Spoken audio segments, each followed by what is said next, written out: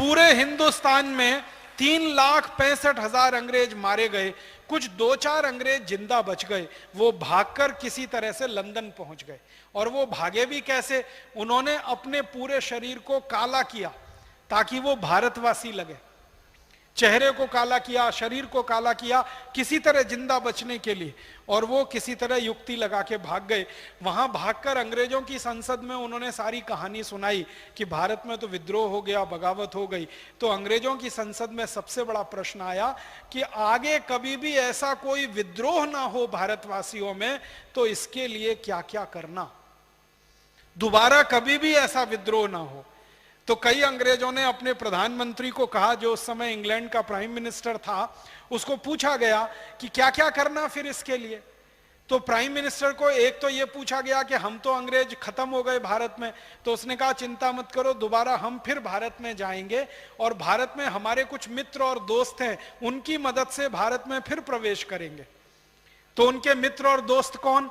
हमारे लिए जो गद्दार, वो अंग्रेजों के मित्र और दोस्त। आपको मालूम है इस हिंदुस्तान में अंग्रेजों ने कई परिवारों को राय बहादुर की पदवियां दे रखी थी। ये सारे के सारे राय बहादुर देश के गद्दार साबित हुए। सर भी देते थे, सर की पदवी, राय बहादुर की पदवी, नाइटहुड की पदवी, ये पदवियां लेने वाले सारे खानदान गद्दार निकले। उन्होंने अंग्रेजों की भरपूर मदद की। सबसे बड़ा परिवार जिसने अंग्रेजों की मदद की 1857 की बगावत के बाद, पटियाला का परिवार, जो आज भी जिंदा है। और उसी परिवार का एक आदमी मुख्यमंत्री बनता रहता है पंजाब का। बहुत शर्म आती है मुझे पटियाला वालों को ये कहते हुए, हमारे कुछ मित्र बैठे हैं यहां पटियाला के। पटियाला के नवाब खानदान ने, राजा खानदान ने 1857 की क्रांति के बाद क्रांतिकारियों की मदद नहीं की, अंग्रेजों की मदद की। और उन्होंने एक पत्र भेजा जिसकी फोटोकॉपी कभी भी मैं पूरे देश को दिखाऊंगा। उस पत्र में उन्होंने लिखा कि आप चिंता मत करिए, अंग्रेजों को कहा आप चिंता मत करिए, वापस भारत में आइए, मैं आपको 20,000 सैनिक दूंगा और 20 करोड़ स्वर्ण मुद्राएं दूंगा, आप फिर भारत में आकर अपना राज्य स्थापित करिए। तो पटियाला के नवाब के कहने पर अंग्रेज आ गए। इसी तरह जींद का एक नवाब था, हरियाणा में जींद राज्य था, वहां के नवाब ने अंग्रेजों की मदद की। फिर ग्वालियर का ये जो खानदान है, सिंधिया खानदान, इसने अंग्रेजों की मदद की। ऐसे भारत में एक सालार जंग खानदान है वहां का, हैदराबाद का, जिसको निजाम कहते थे हैदराबाद का, उसने मदद। ऐसे 10-12 बड़े परिवार थे जिन्होंने करोड़ों स्वर्ण मुद्राएं अंग्रेजों को दी और अपने सैनिक भी दिए लड़ने को। तो उनकी मदद से अंग्रेजों ने वापस हिंदुस्तान में प्रवेश किया और क्रांतिकारियों का कत्लेआम किया। फिर 1 सितंबर 1857 से लेकर 1 नवंबर 1858 तक हिंदुस्तान के करीब करीब 7.5 लाख से ज्यादा क्रांतिकारियों को अंग्रेजों ने कत्ल कर दिया।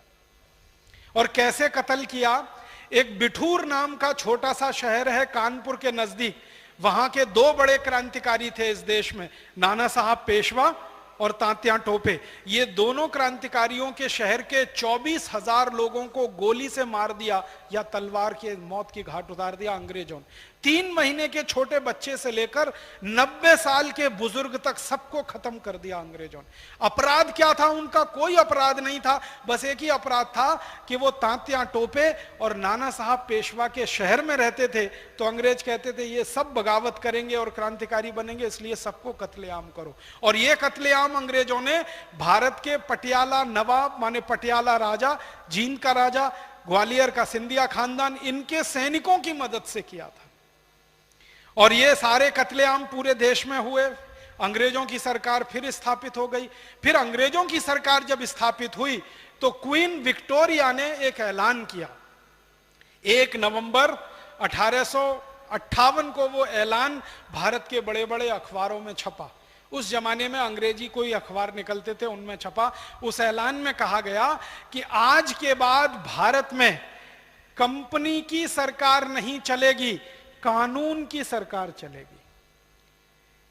माने 1 नवंबर 1858 तक कंपनी की सरकार चलती थी। कंपनी माने ईस्ट इंडिया कंपनी। फिर कानून की सरकार चलेगी, लेकिन वो कानून कौन बनाएगा? वो कानून अंग्रेजों की संसद बनाएगी, ब्रिटिश पार्लियामेंट बनाएगी और उसके आधार पर यह देश चलाया जाएगा। अब ब्रिटिश पार्लियामेंट में कानून बनाने के लिए बहस क्या हुई? ब्रिटिश पार्लियामेंट में बहस यह हुई कि कानून ऐसे बनाए जाने चाहिए कि सारे भारतवासी कभी भी दोबारा से खड़े ना हो सकें और अंग्रेजों के खिलाफ बगावत ना कर सकें। तो सबसे पहला कानून जानते हैं क्या आया? सबसे पहला कानून, आपको हैरानी होगी जानकर, अंग्रेजों के खिलाफ जो बगावत हुई थी वो सशस्त्र बगावत थी, उसमें हथियारों का इस्तेमाल हुआ था। अंग्रेजों ने सबसे पहला कानून बनाया कि भारत में हथियार वही रख सकेगा जिसके पास लाइसेंस होगा, लाइसेंस जिसके पास नहीं होगा वो हथियार रखने का अधिकारी नहीं होगा। तो अंग्रेजों ने क्या किया? लाइसेंसिंग ऑफ आर्म्स एक्ट, ये पहला कानून बनाया। और इस कानून के आधार पर क्या किया गया? घर घर की तलाशियां ली गई, किसके घर में बंदूक है, किसके घर में हंसिया है, छुरा है, चाकू है, क्या क्या हथियार है, वो सब अंग्रेजों ने छीन लिए, क्योंकि अंग्रेजों को डर था इन्हीं हथियारों की मदद से भारतवासी दोबारा फिर बगावत कर सकते हैं। तो सबसे पहले उन्होंने लाइसेंसिंग ऑफ आर्म्स एक्ट बना के हथियार छीनने का कानून बनाया। और एक बार भारतवासियों के हथियार छिन गए तो भारतवासी कमजोर हो गए, और वो कमजोरी इतनी भारी पड़ी कि अगले 90 साल तक फिर अंग्रेजों की गुलामी हमें सहन करनी पड़ी। ये एक कानून बनाया उन्होंने। ये कानून दुर्भाग्य से आजादी के 62 साल के बाद भी अभी चल रहा है इस देश में। मालूम है, हथियार वही रख सकता है जिसके पास लाइसेंस हो सकता है, और लाइसेंस देने का काम सरकार करती है।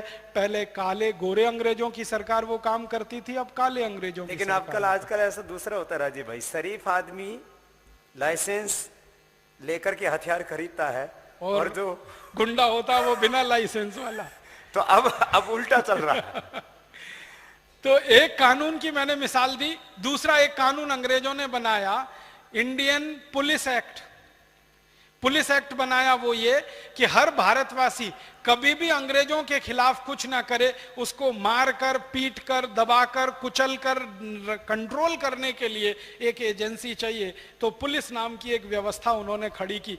आपको मालूम है 1858 से पहले इस देश में कोई पुलिस नहीं थी, किसी भी राजा ने पुलिस नहीं रखी। आर्मी रखी, सेना होती थी, पुलिस नहीं होती थी, क्योंकि पुलिस की जरूरत नहीं थी।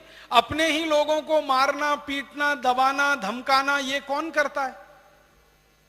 कोई राजा अपनी प्रजा को ये अत्याचार करेगा? लेकिन अंग्रेजों ने पुलिस बनाई जिसका नाम रखा इंडियन पुलिस एक्ट, और उसमें जो आधार दिया वो ये कि हर पुलिस वाले को राइट टू ऑफेंस होगा, किसी भी भारतीय नागरिक को राइट टू डिफेंस नहीं होगा। माने कोई भी अंग्रेज पुलिस अधिकारी किसी भी दिन गला पकड़ के आपको लाठी से मारने लगे तो आपको लाठी पकड़ने का भी अधिकार नहीं होगा, आप सिर्फ पिटते रहिए।